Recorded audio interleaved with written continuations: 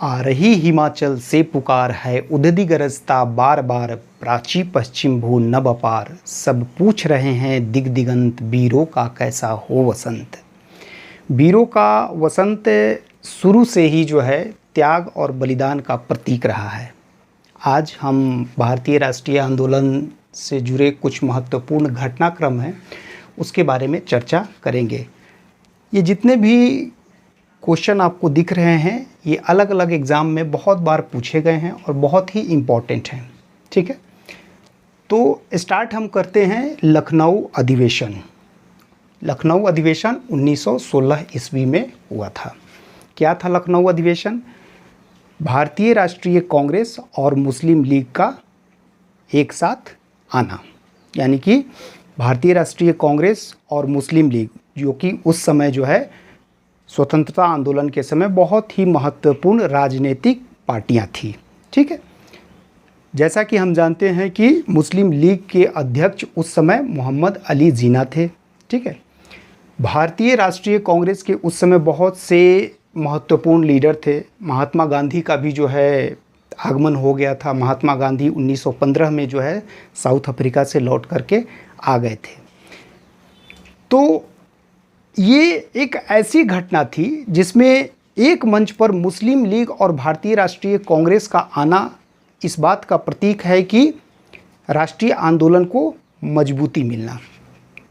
उस समय से पहले तक मुस्लिम लीग भी उसका भी उद्देश्य वही था जो भारतीय राष्ट्रीय कांग्रेस का था।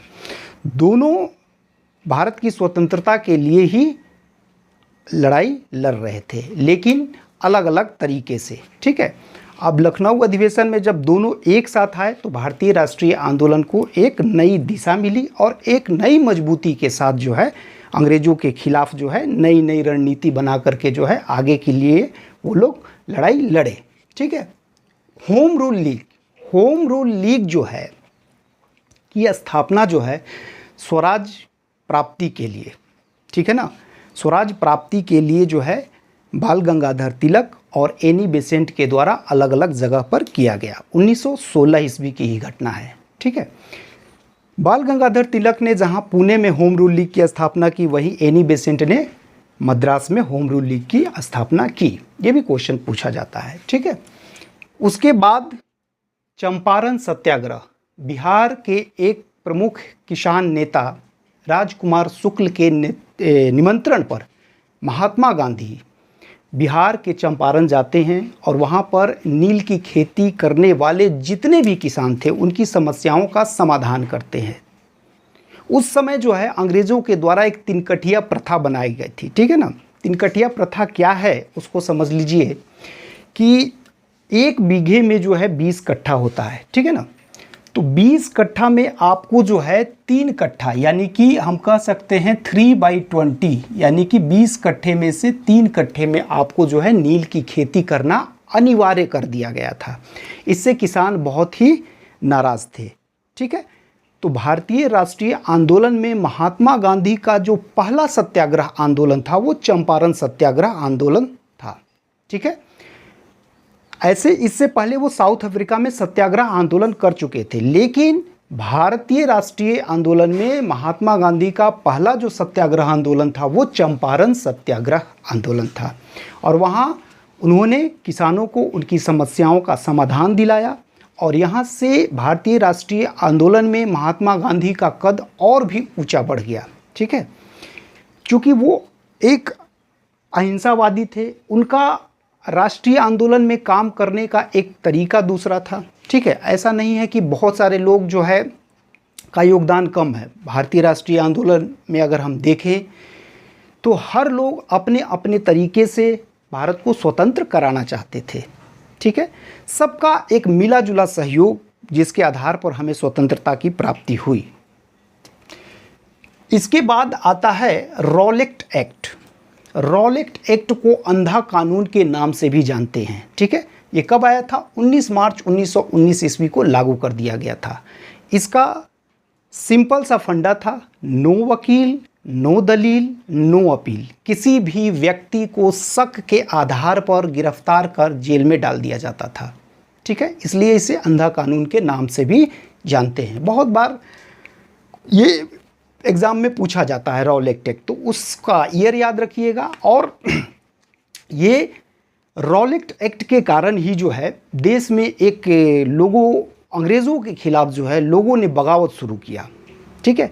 और उसका डायरेक्ट सबसे बड़ा प्रभाव जो है आपको देखने के लिए मिला जलियांवाला बाग हत्याकांड, जो कि पंजाब के अमृतसर में जलियांवाला बाग है। इस पर आधारित बहुत से पिक्चर बने हैं, बहुत से बच्चे जो है, कुछ बच्चे जो है पिक्चर के माध्यम से भी इंसिडेंट को याद रखते हैं, बुक के माध्यम से। तो ये बहुत ही इम्पॉर्टेंट घटना थी, ठीक है ना। आज भी भारतीय राष्ट्रीय आंदोलन या अभी भी जो है हम कहते हैं कि जनरल ओडायर के द्वारा जो जलियांवाला बाग में जो है एक ऐसा नरसंहार किया गया था, तो आज भी कोई ऐसा कोई नरसंहार या कुछ होता है तो हम जनरल ओडायर से उसकी तुलना करते हैं, ठीक है।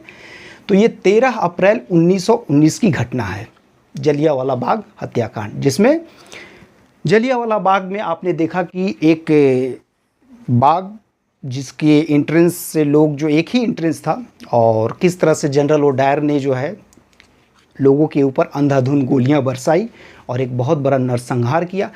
आगे चल कर के आपने देखा कि किस तरह से उधम सिंह ने जो है इंग्लैंड में जाकर के जनरल ओडायर की हत्या की, ठीक है।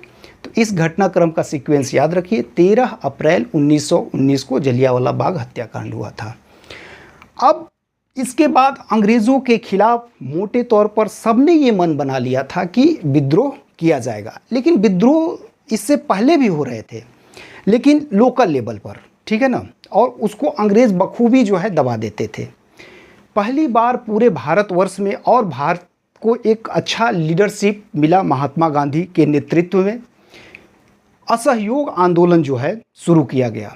और ये असहयोग आंदोलन पूरे भारतवर्ष में शुरू किया गया, और इसमें जितने भी नेता थे, ठीक है, सब ने बढ़ चढ़ करके हिस्सा लिया और सब ने अंग्रेज़ों का खुल करके विरोध किया।